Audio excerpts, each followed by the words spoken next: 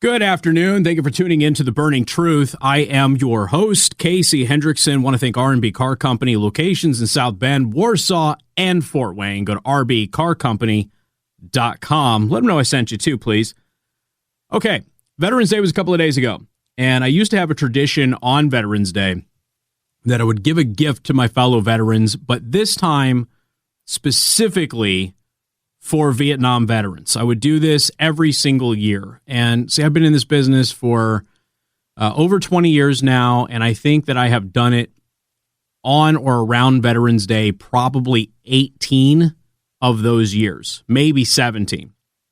And the reason that I do this is when I was in high school, I really started doing a deep dive into military doctrine, military history, world military history. I started studying Napoleon, Clausewitz, the Book of Five Rings, all of it.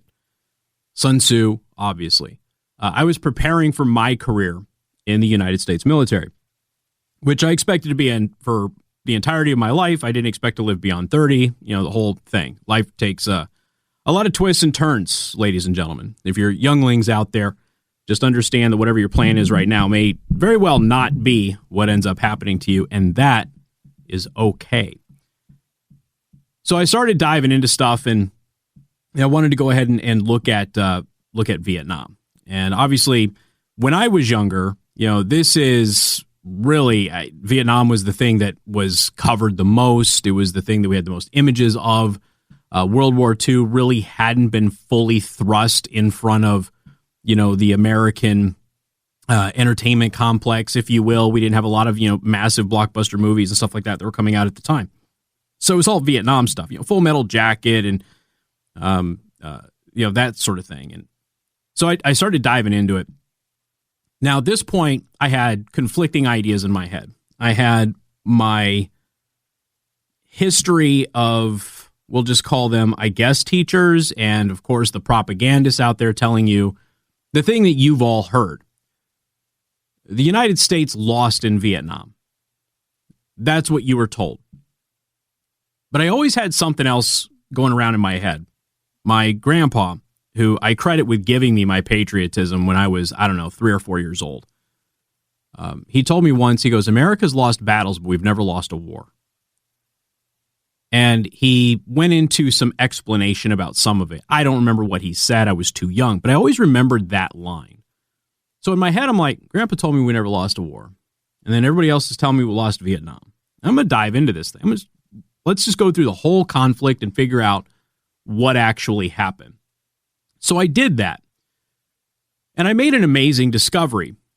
And for those of you who, again, kind of maybe got turned on to talk radio, maybe this program, maybe other programs, for those of you who, for lack of better terminology, got red-pilled about propaganda in the United States and how things have been used by activists to, gaslight you and brainwash you, and oftentimes to completely rewrite history.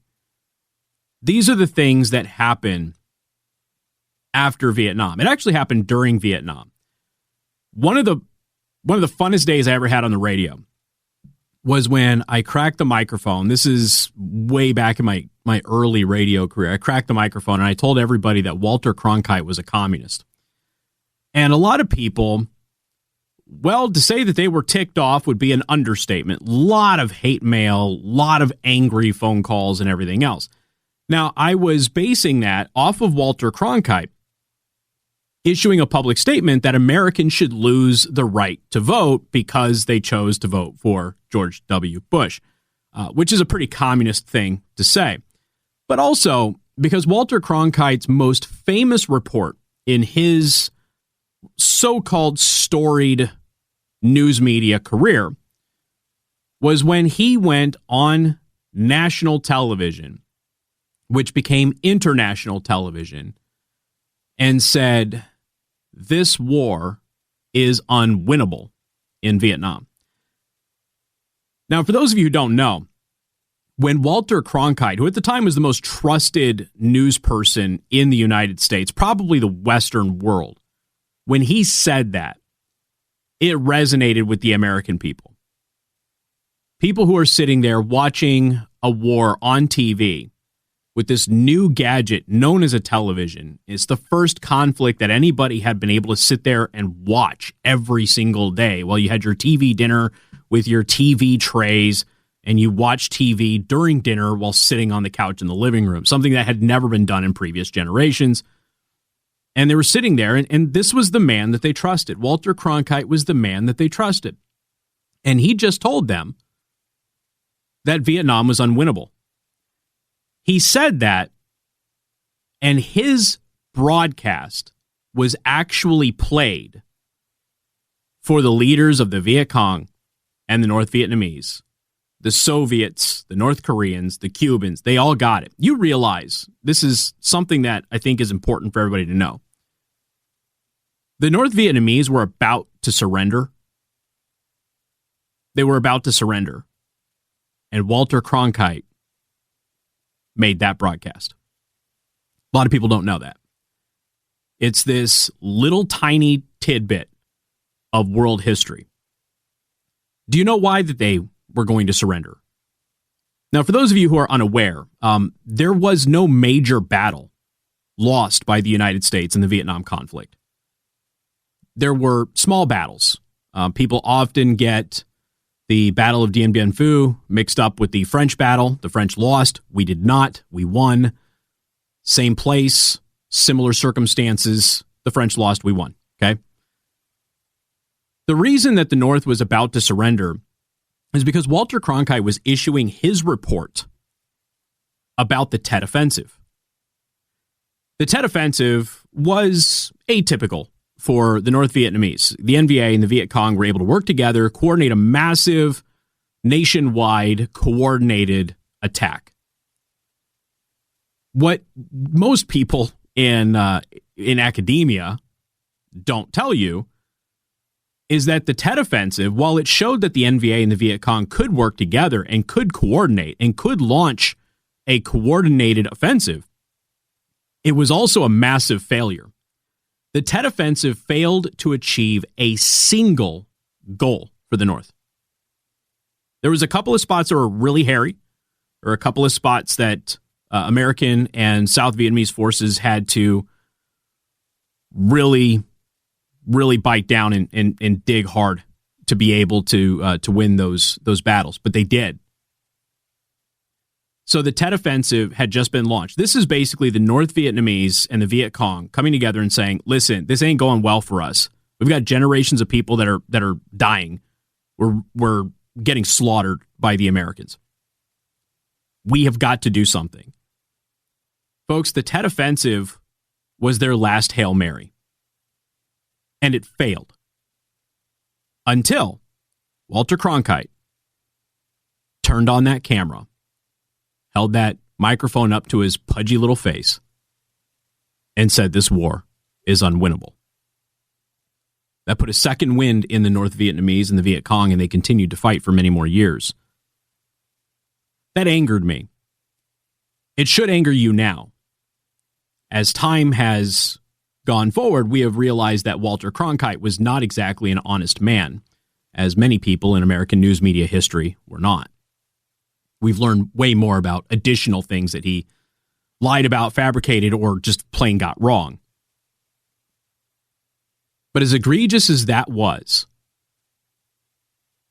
it is by far and away one of the least egregious of the disinformation campaign about our soldiers and military personnel from all branches who fought, and yes, won the Vietnam War. We'll tell you about the rest of this stuff and give you the real history of the end of Vietnam coming up on The Burning Truth.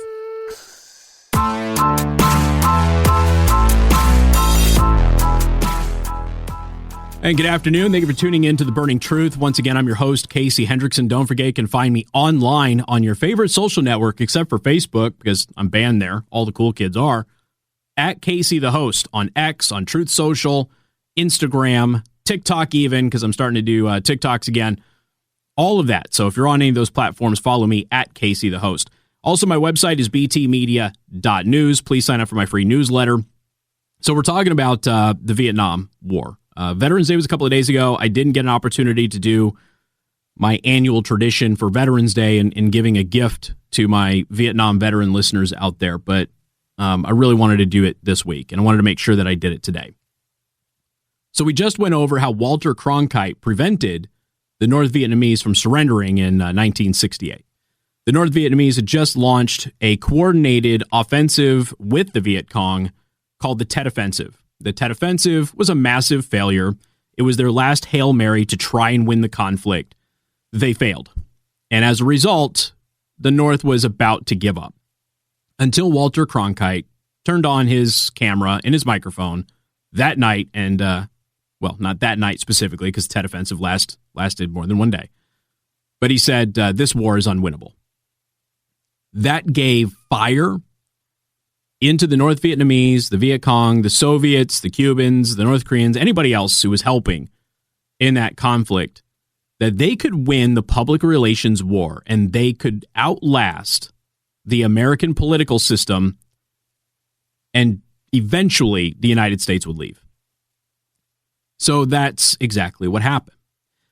Now, I've been telling this story and giving you the details that I'm about to give you coming up in the segment ahead, and maybe another segment even. I've been doing this for over 2 decades. Now, I've been doing it obviously personally a lot longer than that, but professionally on the radio, I've been doing this for over 2 decades.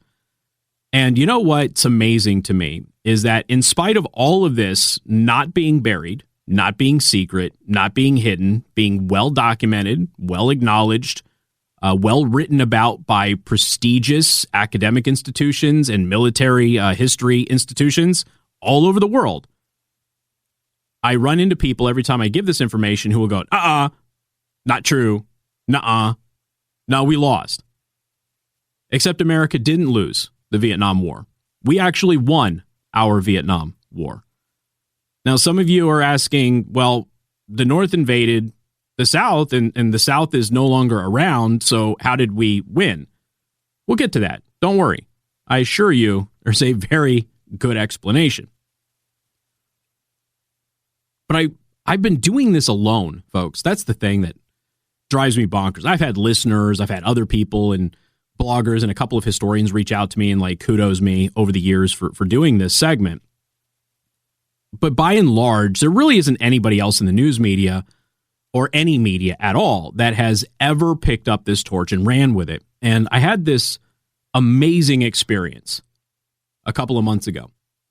Now, I'm a big fan of Brandon Herrera and Donut Operator and those guys. They're gun tubers, right? So they do YouTube videos, guns and things like that. Ballistic High Speed, when they come into the studio, like they're friends with those guys. And they have a podcast called Unsubscribe. And I had not listened to the Unsub podcast. And I started listening to it just a couple of months ago. I'm like, I like these guys. I'm going to listen to their podcast. Just makes sense, right? So I did. And I enjoy it greatly. If you like salty humor and you are not easily offended, then you are going to enjoy that show. So I went ahead and started listening to it. And, you know, there's this guy that's a recurring, person there. And he's known as the Fat Electrician. And at the time, I wasn't a fan of him. I didn't know who he was, but I always liked what he had to say on the podcast. And he would give these breakdowns of things that would happen in history. He knows his stuff. Like, he's accurate. Like, he would go over a couple of topics. I'm like, I talked about that on my show years ago. He's absolutely right. And so I gained some respect for the Fat Electrician, for his historical knowledge and his ability to dig up information. And I rarely get excited. And it's actually kind of like a running joke in my family, my friend circle. In fact, my boss just the other day had kind of joked that I don't get excited about anything. It's just kind of me. I'm generally even-keeled. And I was hooting and hollering and screaming and laughing and celebrating and pumping my fist in the car about 2 miles from my house a couple of months ago because I was listening to the Unsubscribed podcast, which featured the Fat Electrician, and he gave an accurate, true, real history of how the United States won the Vietnam War. And I had, in over 20 years in this business, I had never heard anybody else ever publicly address this and get all of the details correct other than me. Never. Not one time. I don't know if he found it on its own. I don't know if he ran into an old article or podcast of mine. I don't know. This is not difficult stuff to find, folks. I mean, you can actually find this information at 30-second Google search. But he was telling the truth. The fat electrician had the history correct. He had the timeline correct. He had the operations correct. He had everything exactly right. And it was for the first time that I was able to hear somebody else in over 20 years in this business, longer than that for me personally, talking about this. It was the first time I'd ever heard anybody else with a reach, with a voice, with a platform, also get the story correct. And I was ecstatic because he said everything that happened, just as I've been giving that information to you my entire career. What most people don't realize is that there was something known as the 11-Day War. And it is often referred to as, it's technically Operation Linebacker II, but a lot of people call it the 11-Day War. This is extremely important because this is a military operation. I'm going to read from Air and Space Forces magazine, an article that was published in 1997. This was the first time throughout the Vietnam conflict that the federal government allowed the military to actually do what the military had wanted to do from the very beginning. The ghost of Vietnam isn't that we lost Vietnam, because we didn't. The ghost of Vietnam is that politicians did not allow our warfighters to fight a war the proper way because they had other agendas.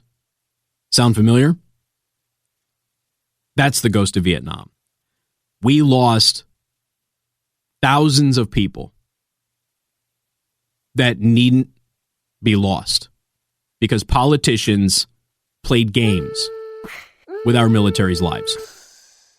That's the ghost of Vietnam. So I'm going to tell you about Operation Linebacker II, the 11-Day War, coming up on The Burning Truth.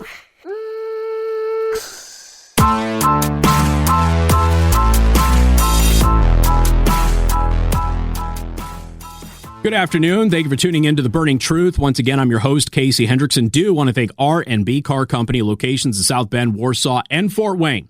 Go to rbcarcompany.com. Take a look at their inventory online today. For my Vietnam veterans out there, this one's for you. The United States won Vietnam. We did not lose. Anyone who tells you we lost are ignorant and or a liar. In 1965, the Air Force entered direct combat in Vietnam, despite the fact that its leaders had always opposed involvement in Southeast Asia. It fought in an outstanding manner, though hampered by highly political rules of engagement that violated all principles of air power.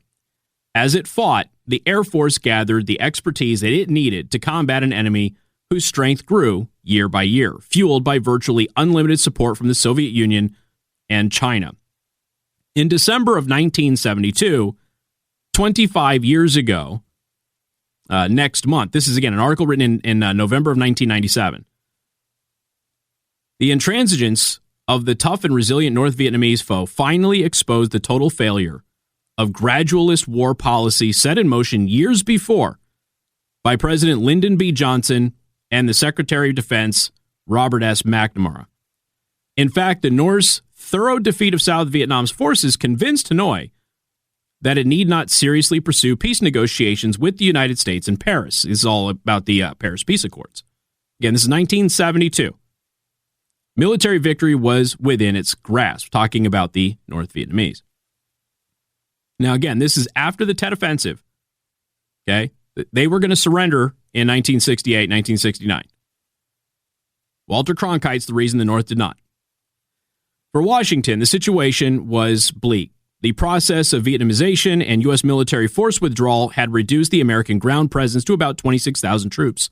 Too few to win a major battle, but enough for a huge contingent of prisoners in an inglorious defeat. President Nixon called upon the Air Force to save the situation. It did so with a powerful 11-day bombing campaign. This is Operation Linebacker II. There was Operation Linebacker We're not talking about that one. That was a limited campaign. Operation Linebacker II, very different. The campaign unfolded over the 12-day period of December 18th through the 29th, 1972.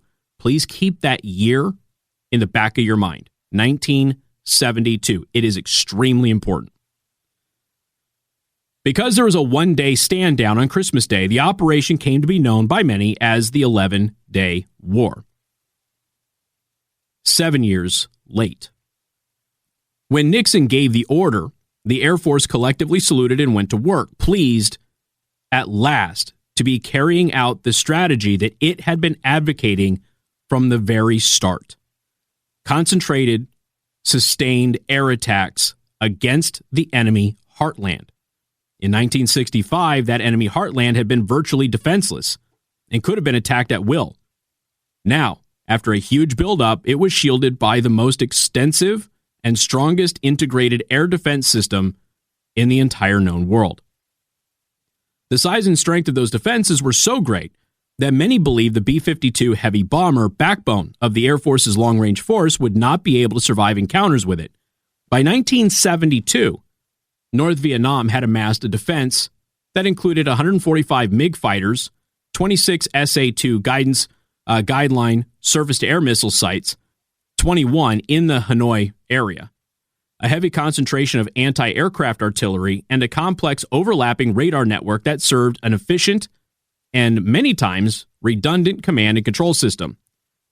In addition, the radar network secretly had been improved in recent times by the introduction of a new fire control radar that improved the accuracy of the SA-2 weapons.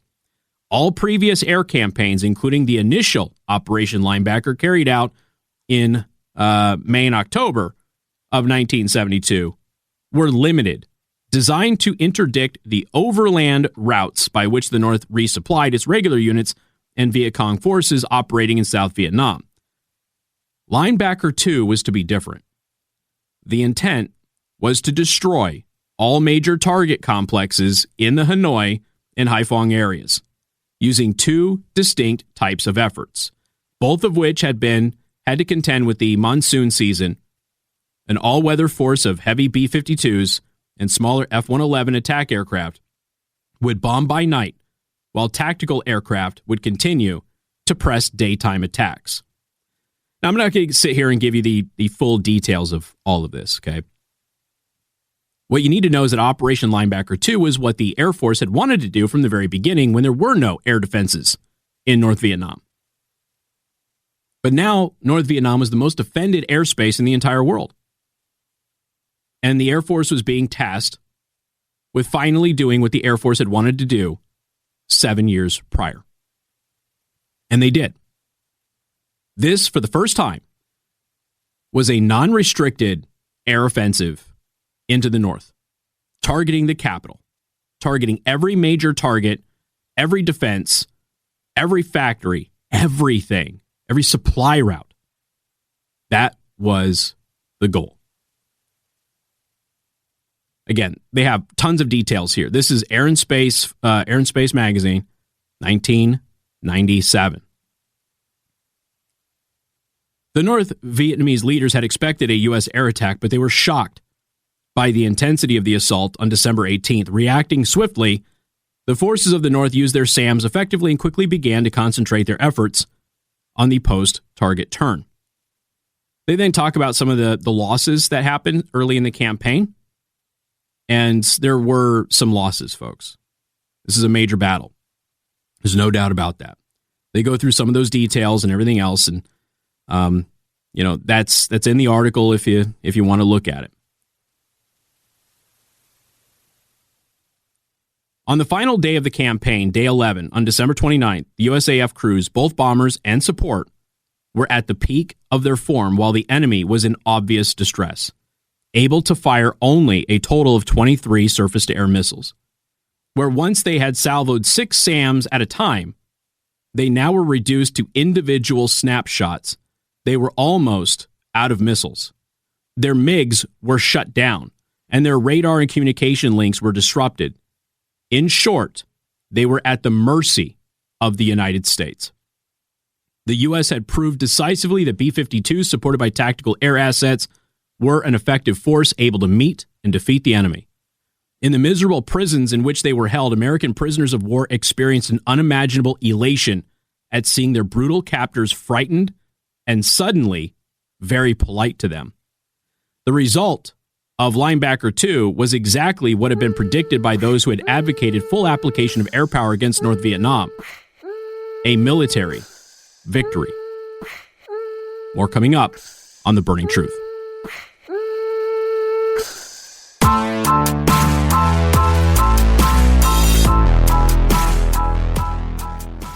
Good afternoon. Thank you for tuning into The Burning Truth. I am your host, Casey Hendrickson. We're continuing our gift to Vietnam veterans. You won Vietnam. You did not lose.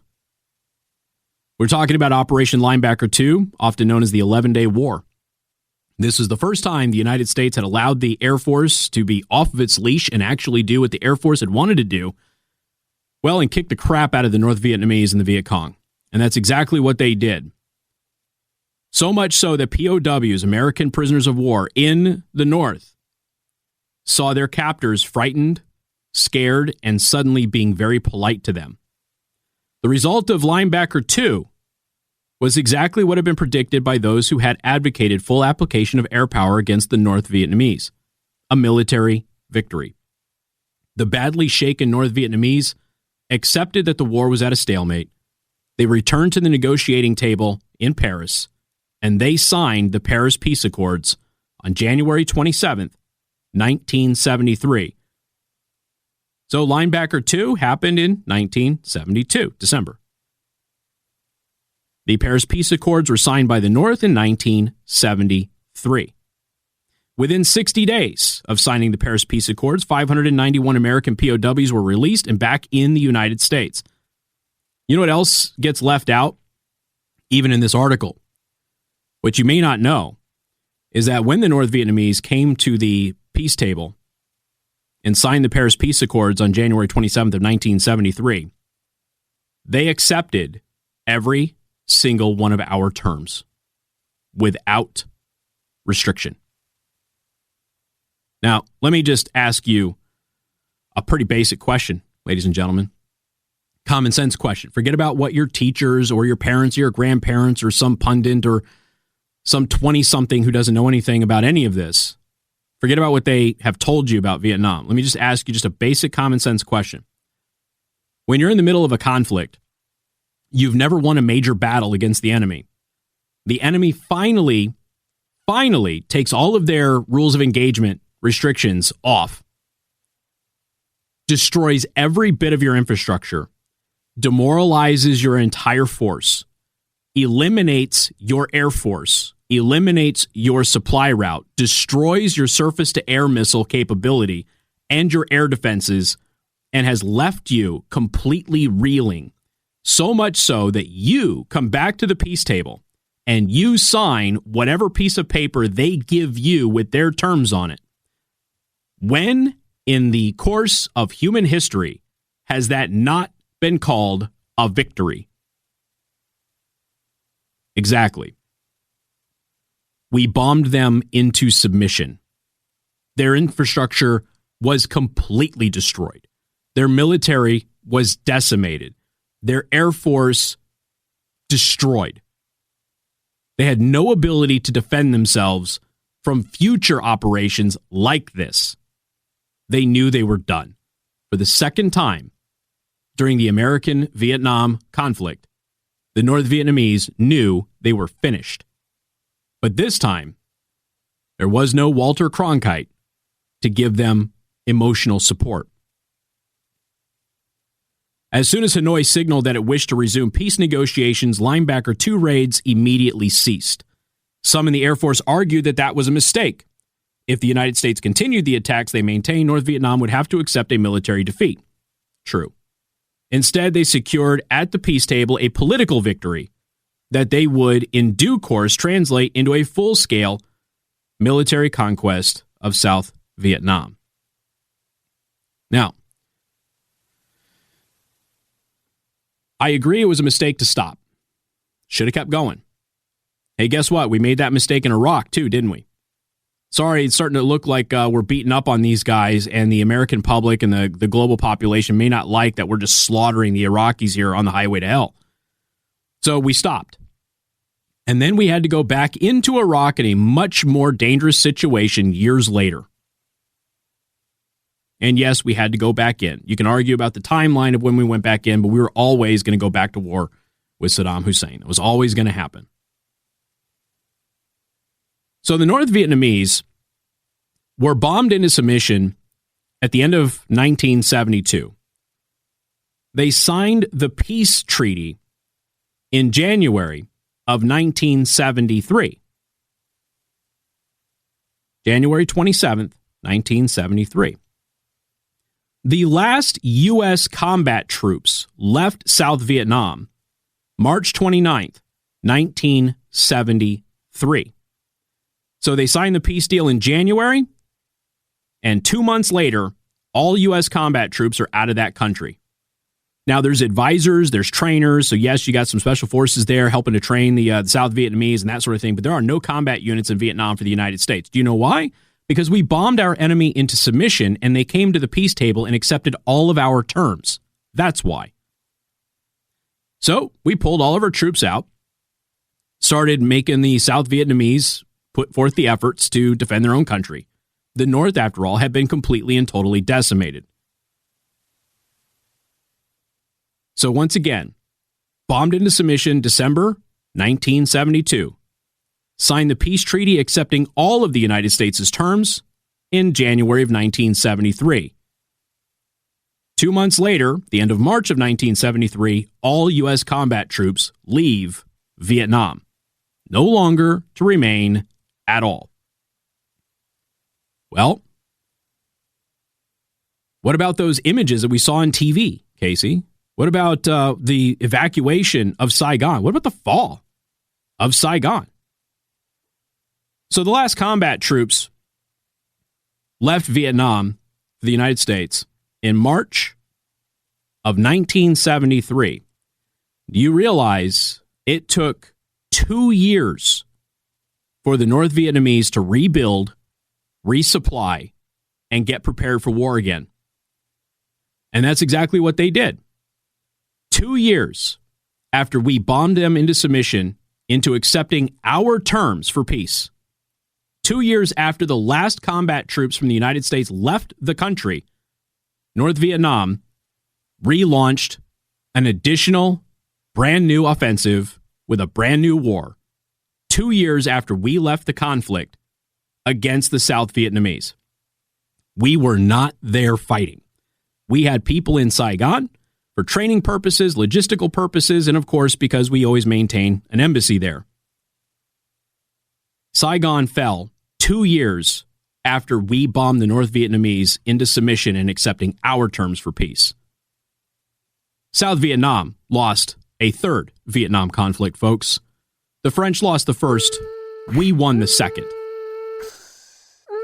These revisionist historians have been lying to you your entire life. Have a great one. We'll see you tomorrow.